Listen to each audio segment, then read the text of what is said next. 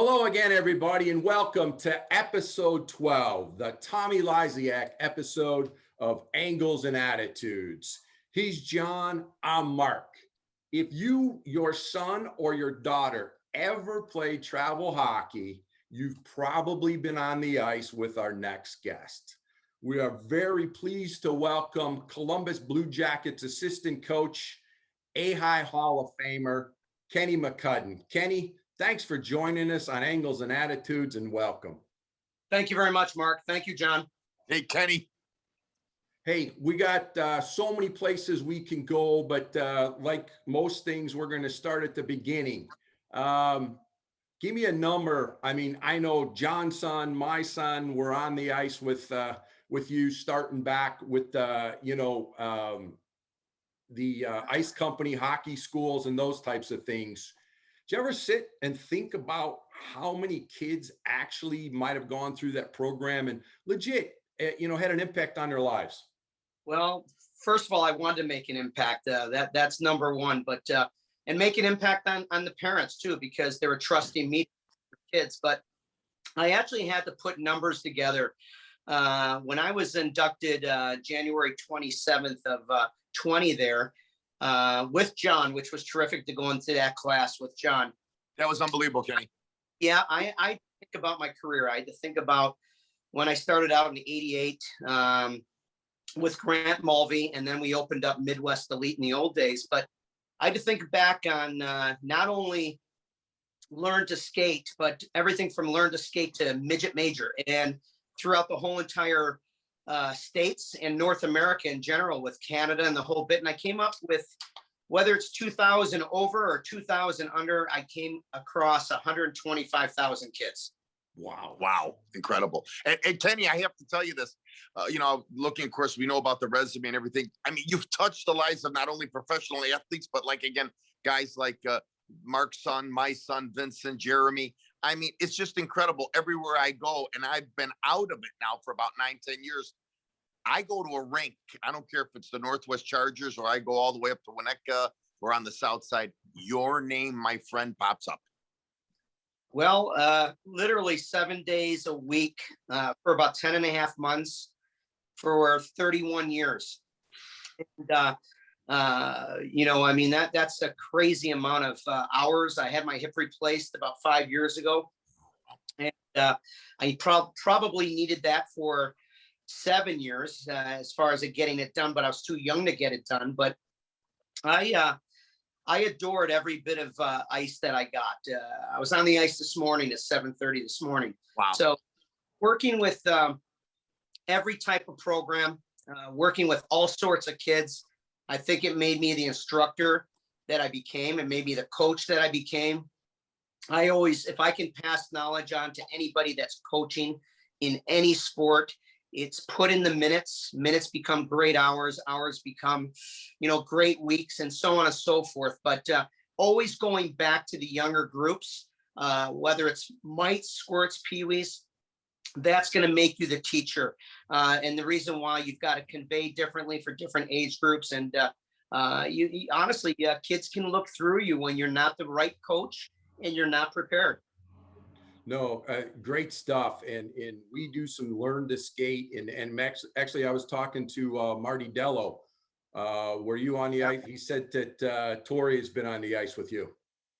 Tori was just on the ice with me this past Monday, and it's great to see him playing in the American Hockey League and a great career at Notre Dame. But you take a kid like Tori, for instance, a young man like Tori, I mean, I could still see him as a 5-year-old in Learn to Skate up in Crystal Lake. And I knew his mother very, very well. God bless her. She's not here today. So I have a soft spot in my heart for Tori because of the loss of his mother also. And Marty's a coach and a very, very well-respected basketball coach. But yeah, Tori stuck at it, and to be able to see athletes move on, guys, to a high level is terrific. And credit to the athletes for taking it that far with the hours that they've put in, and credit to the parents for supporting them along the way. Mark and Kenny, I want to ask you a question just up front here. Let's go back to 1979. Let's go back. when you were that stick boy at the Chicago Stadium, and I got a Makita stick from you that was cracked his last season.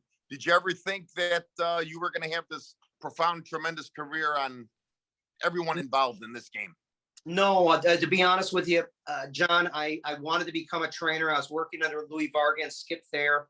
I was one of those young guys at Franklin Park Ice Arena that was slugging bags. I was playing out of Franklin Park at the time, and I'm slugging bags for years. So I actually started in '78, but no, they gave me a chance. I was around, the likes of Makita and Tony Esposito and Keith Matheson and Cliff Coral, and you brought up Tommy Lysiak, Mark. God bless you too. But to be around those athletes at a young age, you grow up very, very quickly. But yeah, I wanted to be a trainer. And then Bob Pulford was all over me about continuing to play and taking my life to another level. And the guy that really kind of changed my life, two people in my life that changed my life were on the teaching side was Grant Mulvey, because he wanted me to join him with Midwest Elite. And then it was Michel Goulet that changed it on the NHL level side, because Michel Goulet was basically special advisor to Lacroix with the Colorado Avalanche during their heyday. And they hired me for 7 years to work with all their prospects. So 2 ex-pros, 2 ex-NHLers did wonders for me, one for kids and the other one for pros. No, that's great stuff. And you bring back Franklin Park. I played for the Jets, like the starting, I know my son's going to listen to this and go, Dad, nobody cares. But right when they built the rink, and you brought back those moments where you'd hang around the lobby and Doug Wilson would be walking out, and you'd go, you'd be just awestruck, and you'd ask for an autograph, or you guys would set up the night before for practice and you got the wrong key for the locker room, and you ran downstairs and you opened a door and there's all the jerseys and tape in front of everybody's stall. And as an 11-year-old watching the games on TV, you're just like, what are we supposed to do? Do we grab some tape? Do we give the key back? What is it? You question your conscience and you run back and you give the key back and go, I think we got the wrong locker room there. So that was some great stuff. You bring back memories of Franklin Park. Yeah, I adored Louis Varga and Skip Thayer. And I remember Eddie Johnston was the coach at the time in '77, '78. And they just took a liking to me. And I was one of those lucky guys that got through the ropes. And I was playing, heavily at the time, and they would honestly, there was times where they'd be a player short, and I was going into the odd team practice as a junior in high school. So, which was absolutely amazing. And I do recall one time being a junior, playing travel hockey at that time, and I scored a wonderful goal on Esposito, and it was legit. And I wish I still had the puck, but Tony fired the puck right back at me because he didn't like being scored on by a high school kid. Kenny, how does the Wolves thing start in '94? How do you get to that part of your career? Well, Grant Mulvey and I were already, by 1990, Grant Mulvey and I were already working with pros heavily. So, we started off with the kids. Grant got us in the door with the Blackhawks. And in the summer, we had the likes of Chelios on the ice, Roenick, Brent Sutter, Belfour in the nets. Those teams were pretty good all the way through 1993, I believe. So we were working with those players. And then when the Wolves started up in '94, '95, I believe I was an easy fit to transfer over to the Chicago Wolves to become a skills coach, because Grant Mulvey became president. The owners were Don Levin and Buddy Myers. And Wayne Mesmer, I believe, was part owner at that time. But it was an easy fit, an easy transfer to get me over there. And obviously working in the IHL and the American Hockey League for 16, 17 years, whatever it was, John, that boosted my career. That got me on board with the Atlanta Thrashers, the Vancouver Canucks, and the New York Rangers, the Colorado Avalanche. The career just kind of went forward from there.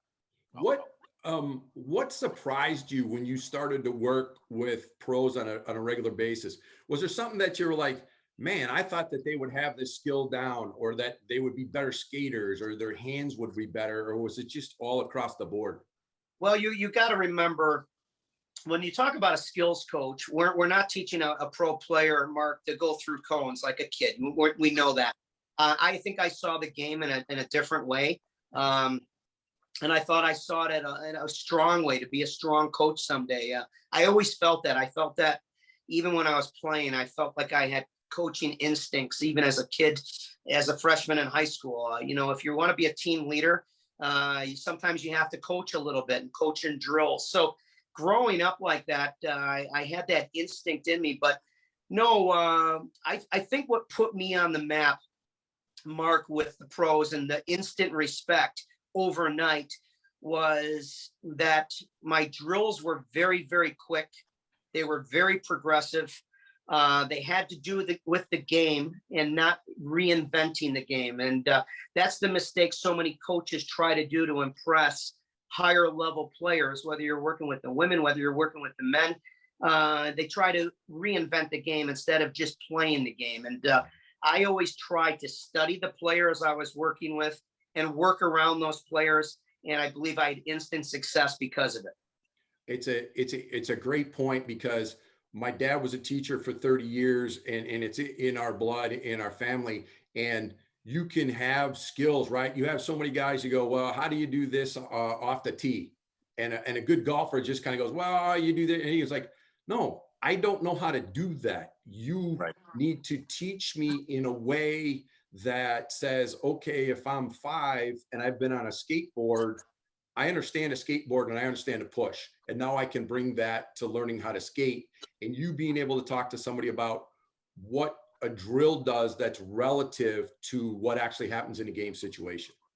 I saw it at the travel level, Kenny, with you, where we would take a team in September, and then by the end of March, when we're going into the state playoffs, you could see that the teams that you were that skating instructor for were a much better skating team. You did phenomenal work. And I can imagine, like Mark's saying, at the pro level, the travel level, and even the house level, I'm sure you saw that too. Well, the many years that I spent with so many clubs, I mean, you take the Flames, for instance.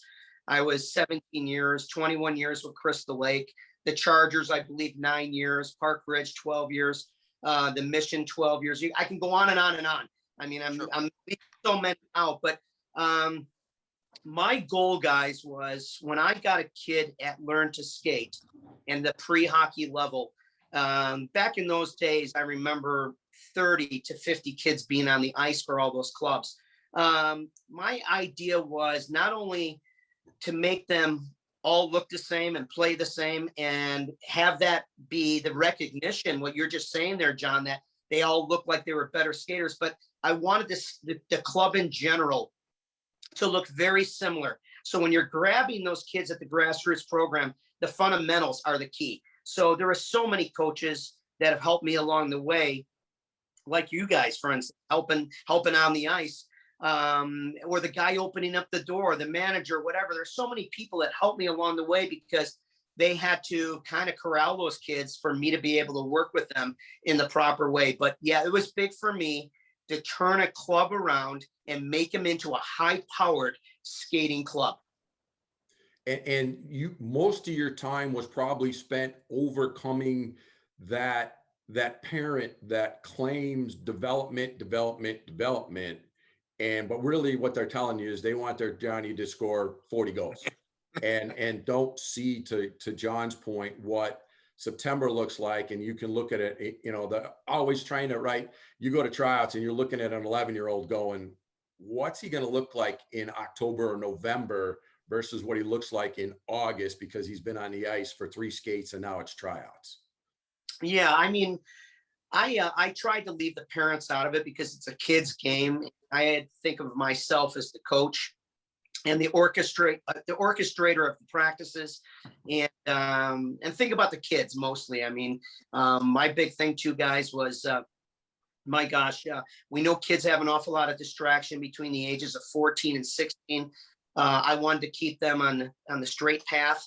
I was one of those kids that was on the straight path, and so I just wanted, if a kid wanted to play sports, it was equivalent to me with my analogy would be a kid, in music, a kid painting, somebody with a hobby, and keeping them off the street corners.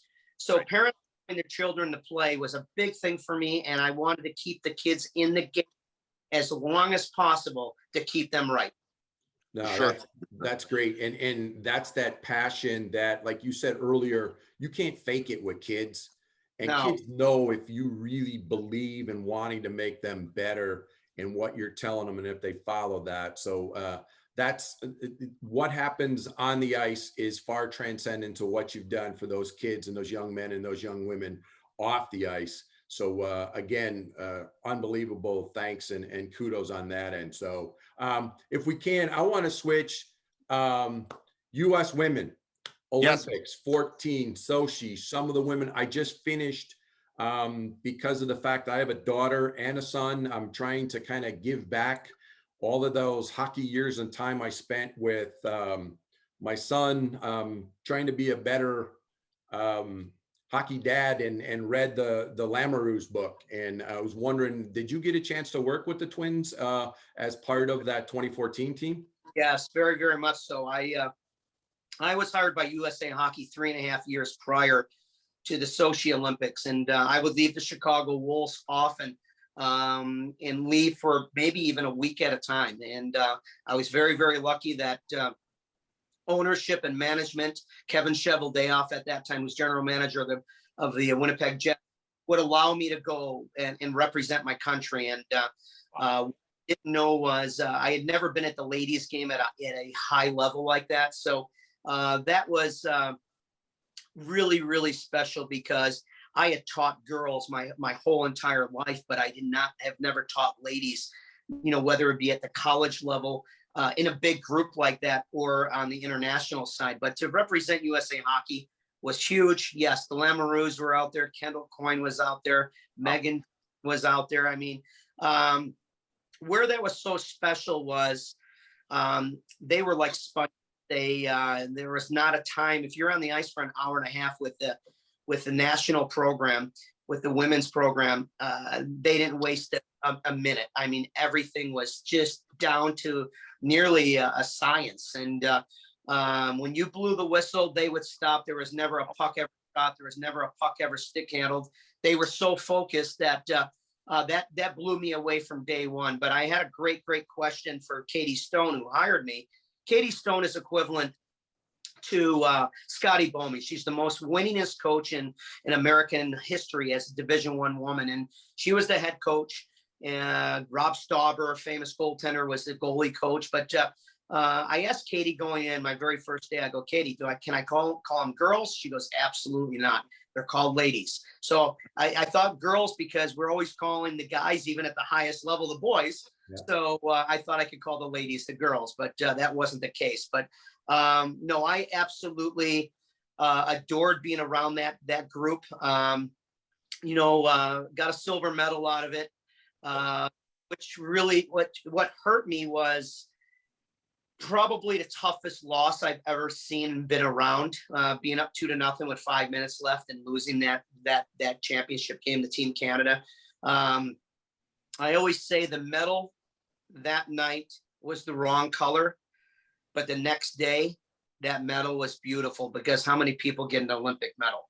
So, Penny, in honor of honors during those years of 2011 to 2014, following that, I mean, that when I put this on this resume that I'm seeing here for you, that it's got to be one of your prouder moments. Oh, no doubt, because the friends that you made through the women's game, I called Megan Duggan the other day because the New Jersey Devils have hired her as I think it's director of player development. And I called Megan the other day, sharing, well, first of all, congratulating her, but also I wanted to share with her that she can knock on my door anytime for drills, or if she ever runs into a stumbling block with players, because she's going to be overseeing prospects for the New Jersey Devils. So I keep in the connection with a lot of the women. The one that I keep in connection with the most, Kendall Coyne. Kendall working for Rockford right now in the Chicago Blackhawks. Kendall and I bounce an awful lot of things off of each other about development. So these women today are getting these wonderful jobs, deserving jobs, and because they've also paid the price, and they are the best in the game and the best in the world. I think that, I would make the book, the twins book, like mandatory reading for guys, because to your point, Kenny, listening to them, getting up at 5 o'clock in the morning to skate at the rinks in Grand Forks in North Dakota, and just trying to find a skills guy that'll go one-on-one with them, and then going to their jobs and tending to their families. And the story around, waiting to catch a flight to go to Lake Placid for camp, with each of them having infants and having to have a nanny, and they're still carrying their own equipment in addition to diaper bags. And just, Wow. You take so much for granted as a man about the game, and you go, well, wait, and you discount the women's game, and then you go, look what they go through. Guys wouldn't go through all that trouble to get on that plane and get up at 4 o'clock in the morning and get the baby ready to go to, to fly to Lake Placid. The dedication was unbelievable. Yes, the dedication, Mark, that you're talking about is sacrifice, because they were in the red. They were out of money being part of the national program. That just recently changed the last couple of years, but they were out of pocket because of the sacrifice of leaving their family, leaving their jobs. Some of them didn't even have work because they'd be post-grads without a job, and they wanted to focus on a national program and eventually making that team and going off to the Olympics, because the Olympics for them is the Stanley Cup for the men. But yes, I had wonderful years. And John, as you know, when we got inducted into the Illinois Hockey Hall of Fame, I spoke about the women for about 5 or 6 minutes during my speech. Yes. Yeah. So they obviously meant an awful lot to me, guys. And they're a big part, and you appreciate the game that much more. And you that comes out, I'm sure, in the people you talk to about you, especially guys, like you don't know how good you have it in terms of opportunities, and you can't disrespect that, and you can't let that get away from yourself. No. Let's take the women's game, when basically Kendall Coyne changed the face of it all when she skated in that skills competition. Oh. It was a half a second off of Connor McDavid. I mean, that's just unbelievable. I mean, that first of all, that she had the guts to be able to do that, but that's typical Kendall Coyne. Kendall Coyne, my description of Kendall Coyne is, I had read years ago, I think it was in Phil Jackson's book, that Michael Jordan could never walk by a basketball court if he saw it outside or inside without playing with, whether they were 11-year-olds or a group of huff and puff older men. Kendall Coyne's the same. She cannot pass an up ice surface without jumping on the ice and either practice or teaching. And I put her in the same category. So when I'll never forget it, during I think it was her mother that contacted me and said, "Are you near a TV?" And her name is Elise Coyne. And I said, "No, I'm not," but I was in a restaurant. And she says, "Kendall is skating in a half an hour. She just got asked a few hours ago to skate in the skills competition." Well, I obviously raced home, but to see her do that, that changed the face, I believe, so much for these women to move forward in the men's world today of hockey. That was an eye opener, without a doubt. It's amazing that we're here to really, to your point, Kenny, legit say, yeah, when you look back on it historically, that's the point where the whole thing really started to jump off. So, hey, yeah, great you stuff. got the CBJ on your chest there on the shirt. Take us through how the Blue Jackets experience started and where you're at, and make sure I'm not going to let you get away without 1 or 2 Torts stories if we got time. So, well, first of all, I'm going into my 7th year, which is terrific, with a new coach, Brad Larson. Torts resigned. Torts just kind of felt that he can only take this team so far. He's that honest as a coach. And he's been grooming Brad Larson, our new head coach, who was an assistant also, for quite a while. And management just hired Brad recently. And Brad right now is in the process of hiring a PK coach and a PP coach. And so I look forward to the coaches that are in place right now is Manny Legacy, our goalie coach. Jared Bull and I work together with skills. Brad Larson now has jumped to head coach. So it's going to be nice to have 2 new faces. Can't wait for that. And we're going to have one of the youngest teams, and we're in a little bit of a reset right now. But yeah, I love the organization. The organization, guys, not too many people know this story. They tried to hire me 4 years earlier And that was with a different management team, different coaching staff. And I said no. And the reason why I said no, it wasn't the right fit. I didn't feel, I wasn't enamored with an NHL job. My Stanley Cups were my kids, all the kids hockey, all the programs I was working at, the Chicago Wolves. I had a great gig there, obviously. So I didn't jump at that NHL job. And there was a few times I was passed over in the past years too. But then Columbus happens to come back to me, not knowing that the old group tried to hire me. And it was a wonderful fit. And I thought it was the right timing. So that's where Todd Richards, Todd Richards is now with the Nashville Predators. He won a Stanley Cup last year as an assistant coach with Tampa. He's an assistant with Nashville today. It was Todd that hired me, brought me in with Jarmo Kekalainen, John Davidson, Billy Zito. And my wife and I have had a wonderful life, being trusted to be the right coach, the right person representing the organization. We love our life in downtown Columbus. Crystal Lake is our life here in Illinois in the summer months. But you want to know about Torts? Well, Todd Richards. Yeah, I'm sorry. We go 0-8. My very first year, we go 0-8, and Todd Richards, my head coach, gets let go at 7:30 a.m., 9:30 in the morning, down the hallway while I'm taking 7 or 8 players on the ice early onto the practice facility in our big building, because there's only 5 arenas that have a practice facility. John Tortorella is walking down the hallway, and he's walking with management, and he looks at me in the eyes, he shakes my hand, and he goes, "I've heard about you." And that was my first time I met Torts. And he became my coach overnight. He inherited all of us. He could have very easily gotten rid of us and brought his own staff in. He kept us all for 6 years. And the beauty about Torts is, first of all, I believe he's a Hall of Fame coach.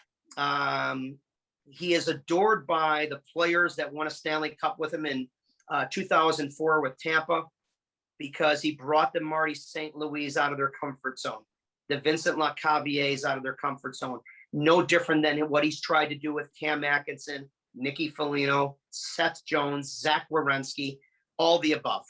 And we were a tough team to play against until this year. We ran into a little bit of a stumbling block in our 56-game COVID year. We were a team that needed a lot of practice, and we didn't get it this year. Nobody got it. And we couldn't hit on all cylinders like we did for 5 previous years, because that first year we went 0-10 because Torts lost the first 2 games with our staff. And then we missed the playoffs, I believe, by 2 or 3 points. So that was a successful year. But that first year with Torts, 6 years ago, everybody knew we were on the map. And then you can kind of fast forward until that famous series against Tampa, where we beat them 4 straight. They had the most points in the NHL in the history of the game, and nobody wanted to play us. I don't even believe Tampa wanted to play us, but we beat them. And what we did for Tampa was they realized that they had a Stanley Cup winning team that year, and we knocked them out. And then we played Boston in 6, and it was our year to do it. I mean, it was, we had the Panarins, the Duchesnes, the Zingles. We're all part of that team, Bobrovsky. I mean, all chips were in, and we played Boston really, really well, but Boston was just a better team. And, but, to play against Columbus, whether it was at home at Nationwide, or we came to the United Center to play the Chicago Blackhawks, we were a tough team. And people knew it right away that they were in for a game because of Torts' direction. Torts is the skipper. He's very, very strong-minded. He expects pace. He expects a work ethic. So that culture that he built a tremendous identity for the Columbus Blue Jackets. And I believe Brad Larson will take a bit of that and be his own man on top of that, and take a bit from Torts and implement it starting this year. For sure. Well, we appreciate that, and definitely seen that over the years in terms of the team, the way the team plays the game. And that, like you said, when they're on your schedule, when you're on someone's schedule, they know what they're going to get, and they got to get 60 minutes. And Mark, we get 30, and we're coming to the end. So I wanted to close, and I'm going to leave it to John to have a final word and to say thanks to Kenny. Thank you, Mark. just listening to this whole story of Kenny, who I've known my whole life, especially from the neighborhoods we were from, Belmont and Harlem Avenue. Kenny, I'll never forget January 27th, 2020, when I went win with you and Sylvain Turcotte and Chucky Lincoln held, and of course, Jim Freiberg. It's a night that I will never forget, because for a hot minute there, I thought I was in the wrong place with these legends. And I'll tell you, I can tell you by what you did in your career and what you're still doing, my friend. Keep it going, baby. We love you. You are unbelievable. John, Mark, I appreciate it. And anytime you want me for part 2, you got me. All You're right, in. thanks, Kenny.